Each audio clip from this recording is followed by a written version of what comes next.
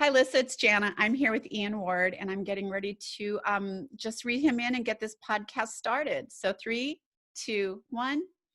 Hello, and welcome to Oh My Health, There Is Hope. I'm your host, Jana Short, and today I'm here with Ian Ward. Ian's stage 3 brain cancer has left him with a shelf life of 5 years, but he has a goal, and he wants to break 3.7 million fundraising record before then. Attempt number 1 was the LDN Marathon in 2022. I love your story. I cannot wait for you to share it with everyone else, and I hope we can help you get to those numbers.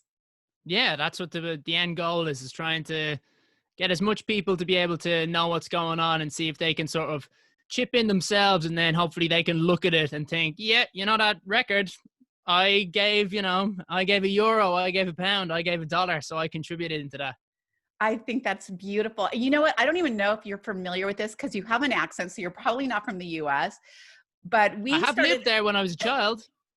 we started the March of Dimes, right? Which is one of the biggest fundraisers ever.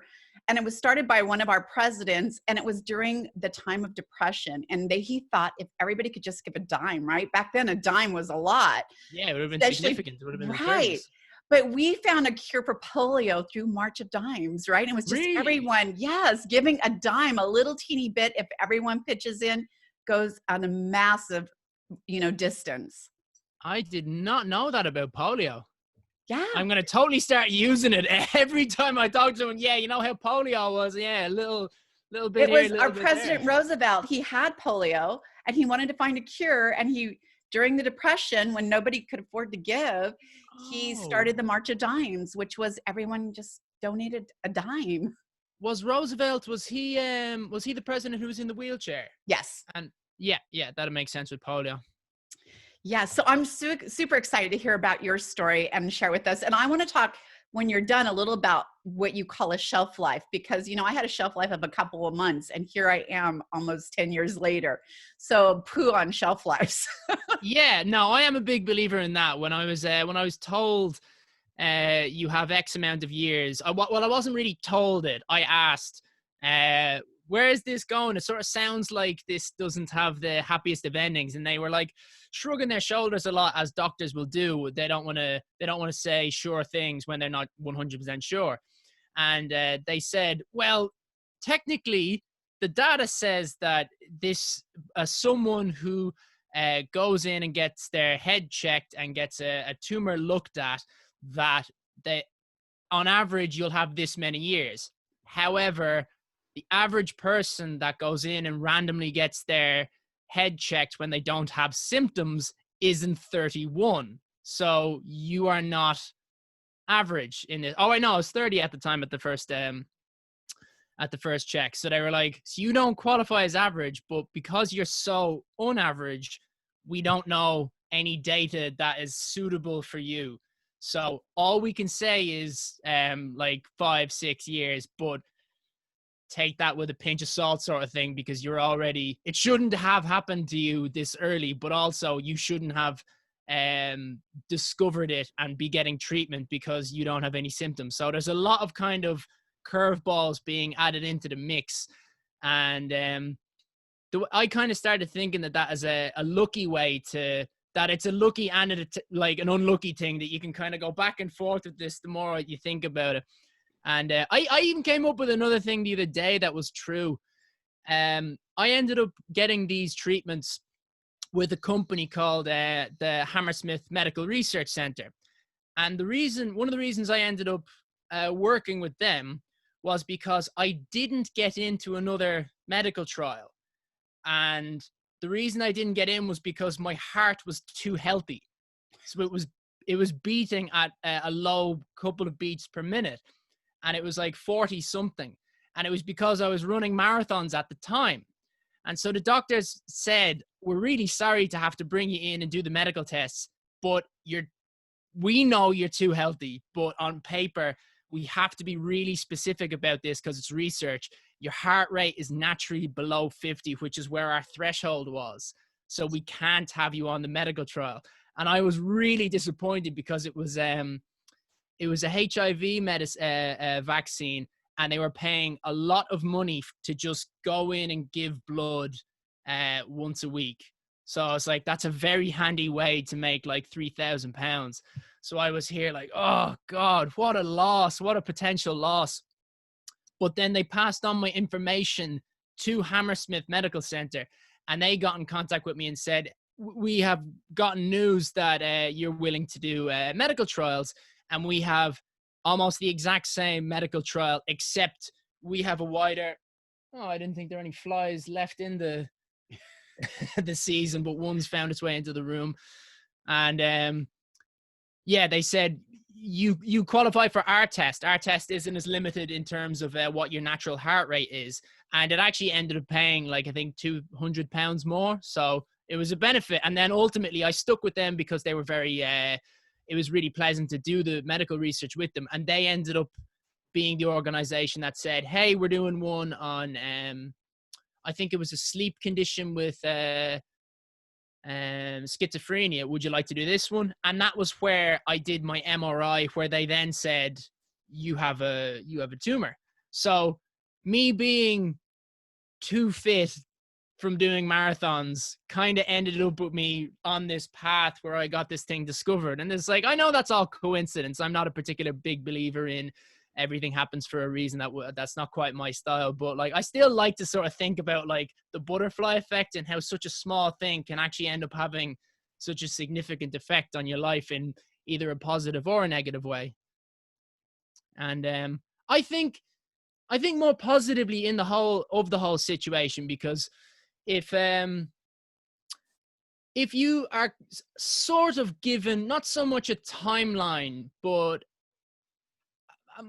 more of a timeline than an actual sort of set period of you have until Tuesday the 4th to have your dissertation handed in. But it's like, you know, when something is there, sort of an ominous feeling of you need to get some stuff done. There's it kind of adds to a lift to get you out of the bed in the morning, being like, I got to get to work. I can't waste any days. And that ends up making me feel a lot happier in a lot of different ways, because then I can think, God, I got a lot done this week. Whereas normally beforehand, I would sit around and I would end up doing next to nothing. And I've almost found ways to make every single one of my hobbies into something that contributes to this in some way. So I never feel 100% guilty. Maybe if I have a beer, it's like, that's not helping you. You know, Iain, I feel like the shelf life or the urgency to live life, we are all born in the same boat. Like the minute we take our first breath, we're preparing for death, right? It's our journey. It's just inevitable. So why do we have to have like a scare like that to actually have us start thriving in that beautiful gift that we've been given? So I know that when I was told I only had so much time to live, all I did was focus on the moment. I started focusing on each and every moment that I had here, and I started stringing those moments along, and here it is, like literally almost 10 years later. And all I was trying to do was create a memory with a grandchild of mine. And now we have 7 grandchildren. I can't even tell you the stack of memories. Jeez, that's one for every week. I know it is. I should tell them that. I should just start calling. Do they follow the whole Sunday's Child is, I forget that one now. I know Wednesday's Child is full of woe. That's the only one that pops into mind. But I don't remember who's one of them is full of grace, and I don't remember which one. But I should figure out who they are and just start connecting them as my Tuesday child, my Wednesday. But yeah, for the more pleasurable ones, because like no one wants to be Wednesday's child. Wait, they're all pleasurable. Yeah, you know what I mean. But like, you know, no one wants to be like, oh, I'm known as Wednesday's child. I don't want to be that one. I think I was born on a Wednesday, actually. You know what? I think I was born on a Wednesday too, and look at us. Yeah, we're defying what's written on the pages then, hopefully. 100%. So tell us a little bit on how you are defying what's written on the pages and what you're doing with your life right now. Well, what I've been kind of likening it to is that there's a guy I follow on podcasts. His name's Joe Rogan, and he has a little life sort of metaphor that I think is really good for everyone to look at, where it's like whenever you're in a mood and you're not really doing what you think should be good for you, you start imagining yourself like you're in a film that you are both the protagonist and the writer for. And it's like, all right, well, what would your hero do? And don't make yourself out to be some sort of a superhero character, but just like, you know, a likable character. And you'd be like, all right, well, my character would get out of bed, and then he would make his bed, and then he would do this and he would do that, and he would brush his teeth, and they're just little simple habits. And then he would go to the gym, and then he would like read the paper and all that sort of stuff. And so it's just like, if you start thinking of yourself as the protagonist in your own film, you can start sort of making that film into reality. And what I started thinking was, it's a bit like like I've always kind of lived a little bit like that, where like start trying to think of what the positive things that you could do in your life that make for a happier one. And then when I got this, I kind of thought, all right, well, now I also have a golden pen. So it means that if I want to do certain things, I think I can get a lot of leeway by being like, hey, I have a quite a debilitating disease. Can I do that events and like promote it? And a lot of companies will be like, yeah, you can run our race, and you can run our race in this fashion, and you can do this sort of odd thing.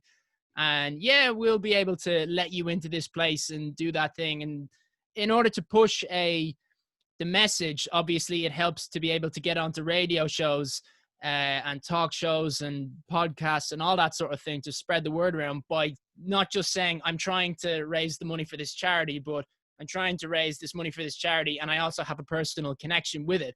I don't think if I had that, I think a lot of people, I'd find it a lot more difficult to sort of get momentum going. And momentum is everything that I believe in how I'm going to be able to take my first real swing at this in less than a year and a half now. So need to get to work on it. Tell me why you picked this goal. Well, like I was saying earlier about how I had done marathons previously, I had, at the time when I got my prognosis, I had already set up a YouTube channel, just because me and my friend, we had these 3 posters, and just for fun, we like video games, and you know, everyone has a taste for what goes into your mouth, and for music. So what our thing was we gave like one axis A to B, and then one axis, you know, 1 to 10. And so like F6 would correspond to F6 on the next poster and F6 on the third poster. And so we had to play a certain computer game while listening to a certain album and drinking a particular cocktail. And loads of them, if you pick and choose, you can match them up really well. So you could play like a cowboy video game and drink an old-fashioned whiskey, and then listen to an album that was like, I don't know, Johnny Cash. But then loads of them wouldn't mix. And then some of them would kind of mix because they were the exact opposite. Like that, we played some game called Doom, which is terribly violent, but it went with Frank Sinatra as an album. So it was kind of like they corresponded so poorly that they were actually kind of fun to do. And we would do that ourselves. But then I started thinking, maybe we should just put a camera in front of us doing this and then put it on YouTube, and it'd be a bit of fun for some people. And so I started doing that, and then it corresponded almost identically with when COVID happened. So it was then my big project really to do during the day, because it was something semi-productive. And because I work in fitness, so all fitness things were shut down in London. And so then I had the YouTube thing set up for mostly video games, for entirely video games. And then when I first had my surgery, I then started thinking, because I have this, you can kind of still see the scar there, and the angle that I actually take when I do my footage is on that side. So I kind of said, well, I'm going to have to address that I have a big scar, whereas the last video I didn't have a big scar. So maybe I should do a little bit of charity work for a cancer society that was actually giving me a financial help at the time. They still are. And so that was the original idea. And then when they gave me the prognosis, which I didn't think was going to be as scary as it was, I then thought, all right, well, I better just crank up the volume to this and make it a much bigger thing than just, hey, donate a bit of money if I win this level in 60 seconds. You know, it was always going to be something like that. Like, it's just a little fun way to making the donation small but entertaining. Like, people like it when it's like, hey, we're up for him to do this thing, because then we donate. So then I thought, all right, well, I need to make this way, way bigger now that the sort of the scary bit is way, way bigger than just something that I've addressed. And so that was when I decided I have to make this into a much bigger charitable attempt.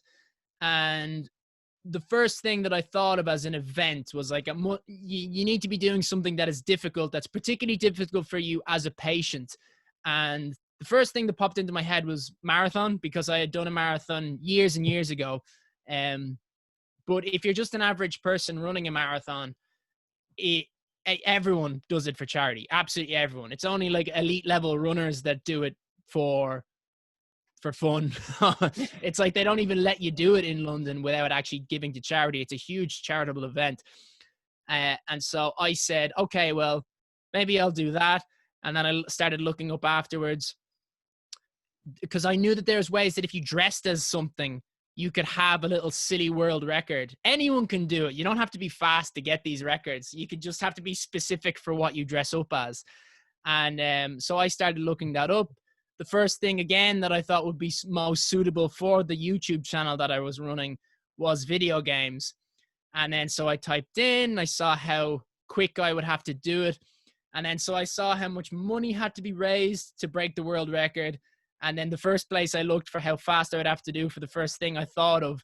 And it was very easy for me, but I was just like, yeah, okay, that'll work. And that'll work. And I think 2 is fine. I don't need to add 3. Let's just go with these 2 for the moment. And then so it was that quick. I put about an hour's thought into it, and I came up with it the next day after I had gotten the prognosis thing for like, right, need to start keeping busy straight away. If I've got 5 years on paper, then no days wasted. No days should be wasted anyway. But let me figure this out. You want to raise $3.7 million for the race that you're running in 2022. Yep. Is that the goal? Yeah. Well, tell me some of your plans on how you're going to do that so that we can help. So the number one plan at the moment, I think, is to have the larger the audience, the better. Because what I was going to do is leading up to, I don't expect to actually have the funds by the time the race is coming around, but I do kind of have this this idea in my head that I would actually be starting the race, and somehow I would have, like, you know, someone who would be able to follow me on a scooter or something with a camera and do a live stream, and maybe that it would get really popular and people would be like, hey, have you seen this guy? He's almost like made it to the funds that he's trying to earn. And then they'd spread it on to their mates, like, here, give a $5 to this guy. He's almost made it to the end, and he's almost made it to the end of the amount of money that he's trying to raise to break 2 records. So he's at mile, 15. So there's only 10 more to go, or 11 more to go. Like, that people might get excited about being involved. And so that at the start of the race, I'd be underfunded. And by the end, that I might actually make it over. However, before that happens, there needs to be a wide audience in order to make an even wider audience. So that's what I think is the most important thing, is actually getting people to sort of follow the journey and follow the story, as it were. So, when I'm helping people create brands, they think that brand is like a great color or their beautiful logo. And a brand isn't that. It's exactly what you're talking about. It's an emotion, it's a feeling, it's a cause. And you have all of those. You have a trifecta of what it is that people are looking for. You should be doing something like that with your training. You're training for this marathon. If you're planning on finishing it, you're training, right? And you should have somebody with a camera talking about your training process and, get that support, because people get behind a cause and they get behind a feeling and emotion, and you have all of that. So I know you're going to exceed that 3.7 million, no doubt. Well, a year is a short time. It's not.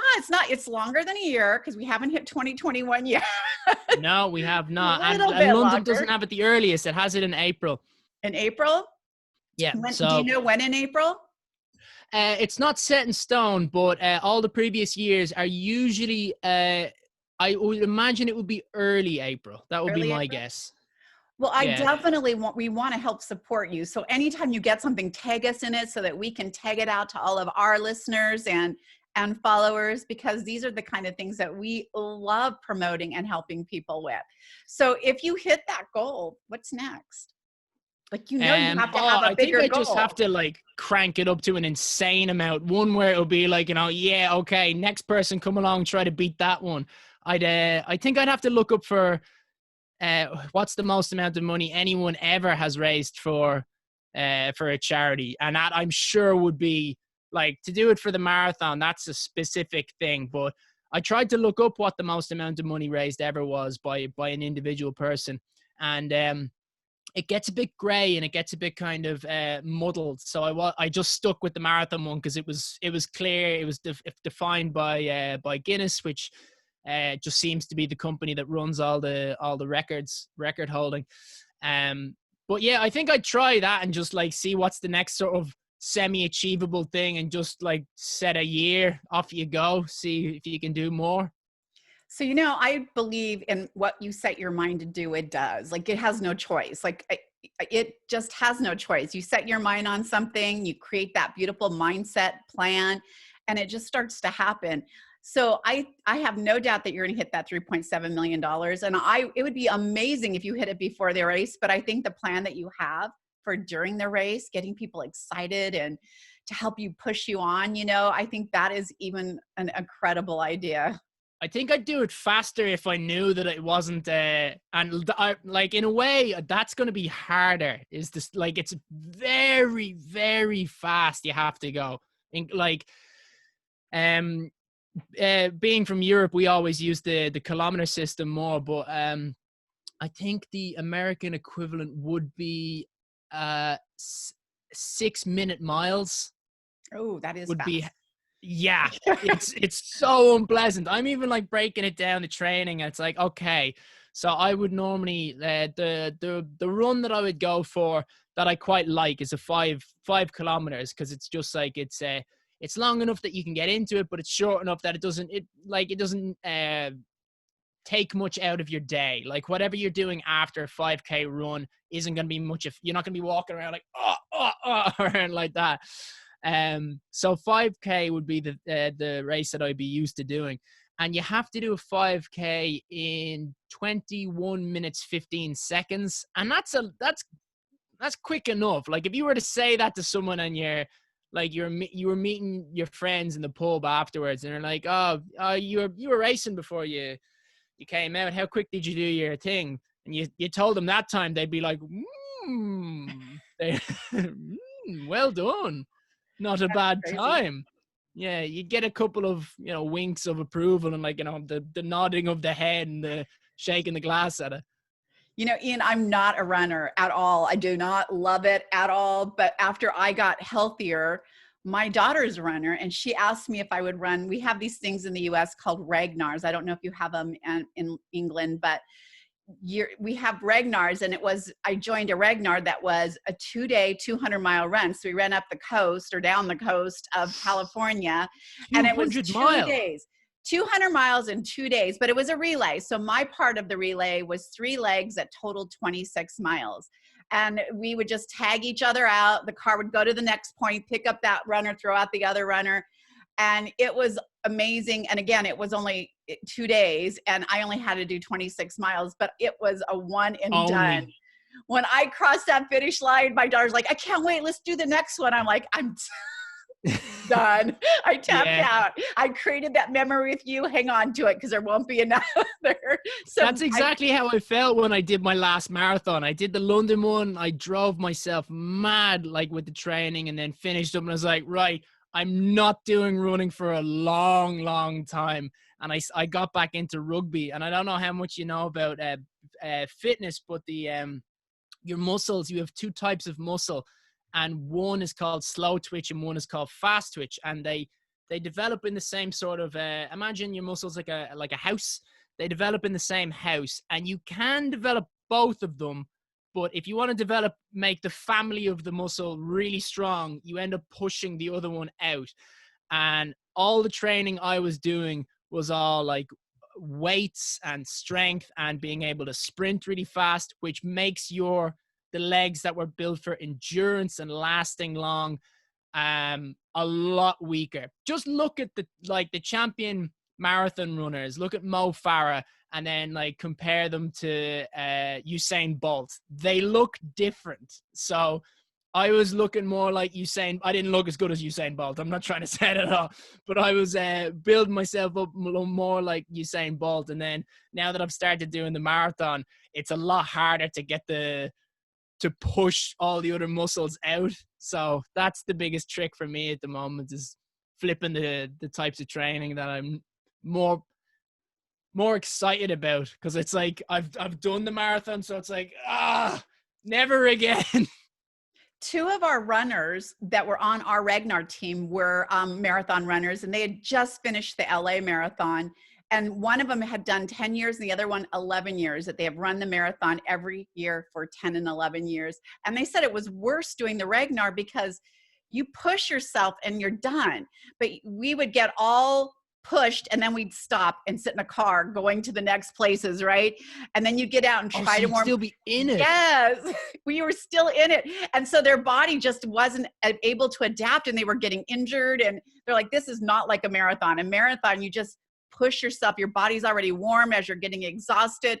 And here you're cramped in a car with no sleep for 2 days.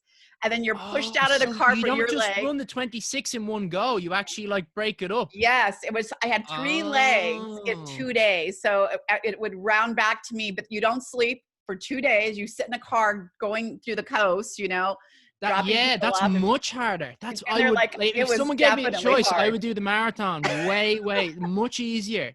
It didn't this seemed easy for me. It seemed like bite sizes, right? And I was like, why am I falling apart?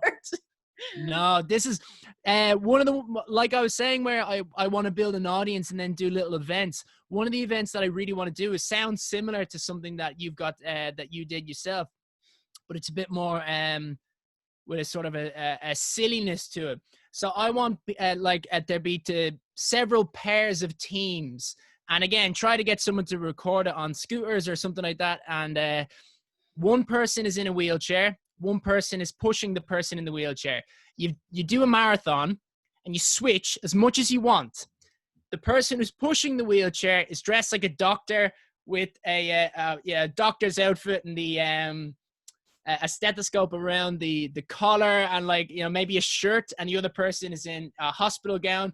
And so you can switch as often as you want, but you have to switch clothes as well.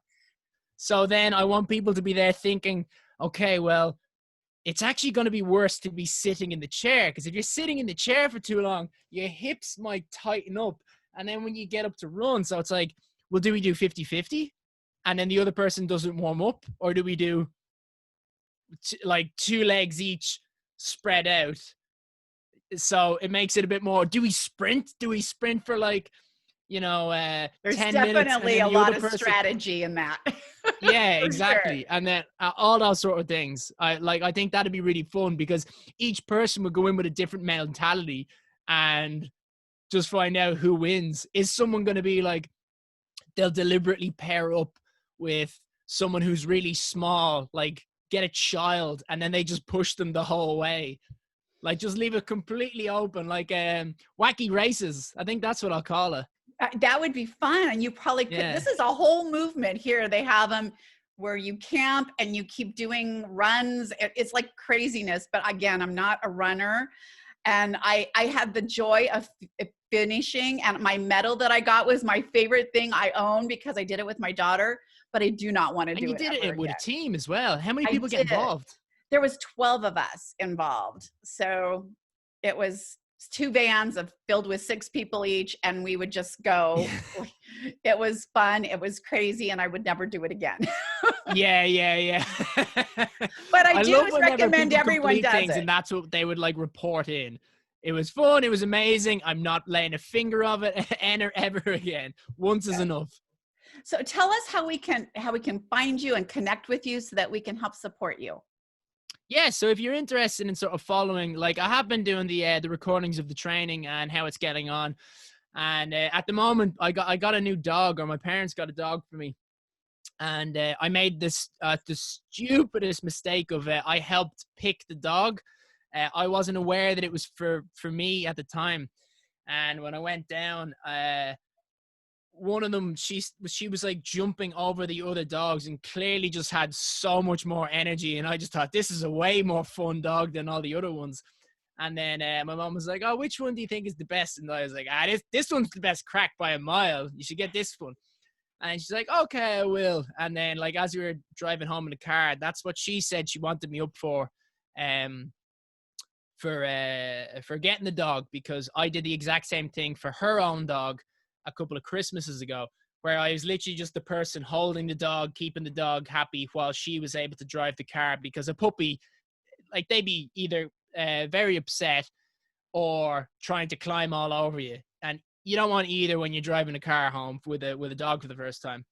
And then while I was there in the car, she was like, you like that dog a lot, don't you? And I was like, oh, yeah, she's a lovely little thing. She's a bit mad. And she was like, well, I hope you like her because she's yours. And I was like, what? I can't handle this. I've got stuff to do. And she was like, all right, well, leave her with us.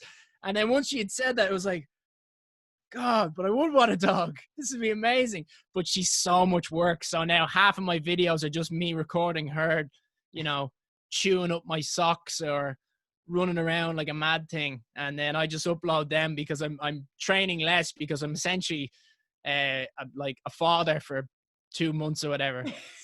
So where can we locate you? I know you must be on YouTube. Yep. So the easiest way to do it is, depending on whatever social media you personally follow, if you just go on to, I have a website that's basically just a funnel for all the different channels, because they're all named different things, because one of them, they're just old things from when I was signing up to them.